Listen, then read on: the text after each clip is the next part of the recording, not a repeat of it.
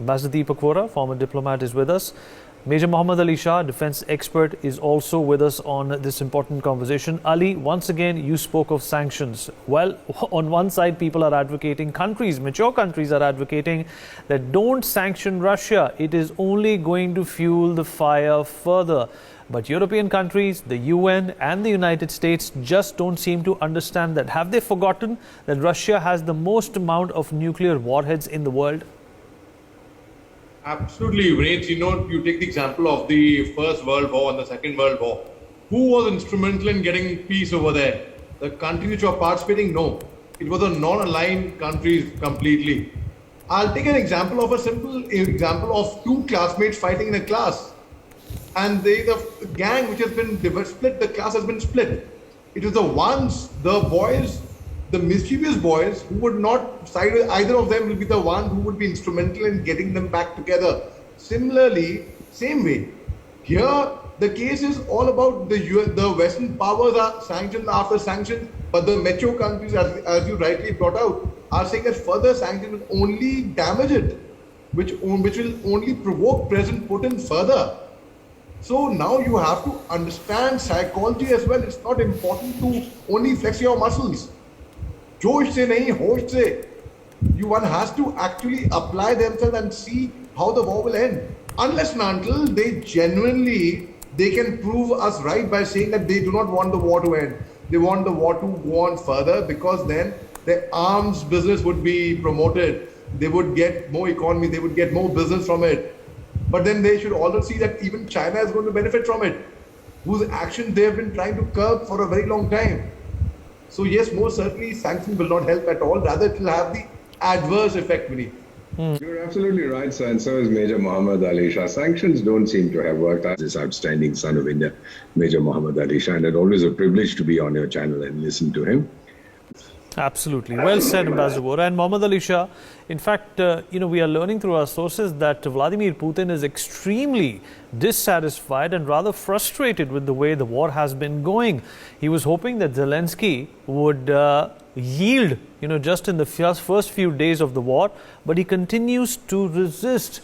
Is this a risky proposition, like Ambassador Vohra also pointed out, for Zelensky to continue this facade, this charade of martyrdom? Most certainly, Ambassador Deepak Vohra very rightly brought out very pertinent points. And yes, it is a facade. It is, I would call it a fake pride, in fact. When you are going to get killed and you will get your men killed, you will get everyone killed. It's not leadership, Vineet. There's a very fine line between bravado, between bravery and leadership and foolishness. So when we know in the military there's something known as tactical withdrawal, there's no point after losing out so many people and saying, oh, I at least put up a tough fight. Okay, you can put up a tough fight in an arm wrestle, all right, in a race, all right, not in a war where thousands of innocent civilians are involved, when the families are involved. That's not bravery. Fighting, all right, fine. At what cost? Over 3 million people have left Ukraine. Over 3 million, can you imagine? We work all our lives to keep a standard of living, to maintain a livelihood. Everything gets shattered overnight. Ali, do you think that Ukraine is going to end up becoming another Yugoslavia or, dreadedly another Afghanistan? Absolutely. Worse than that, Vineet. Worse than that, because in Afghanistan, at least, it was the US military fighting against Taliban, not against the civilians. The civilians were there; they were maintaining peace. But here, when Ukraine, it's 100% now. 100% civilians have been given arms and ammunition. And now, in dollar terms, you turn them as rebels. So when you force the entire country to turn into a rebel country, what will happen? It will be worse than Yugoslavia, worse than Afghanistan. Well, ultimately, see, it will be a long-drawn affair. And yes, Ukraine is resisting because they have support of NATO, they have support of other countries. Yes, no doubt about that at all. But is that the kind of support that they wanted, or they required, or they needed? The support should have been, okay, let's talk peace. It's like a spoiled child who is saying that I want to do drugs, and you want to be goody-goody to him.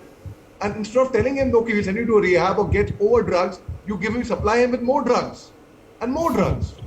so that he gets more dependent on those drugs ultimately. So you are being a very good friend to him by supplying him drugs. That, you know, a friend in need is a friend indeed. He got me more drugs.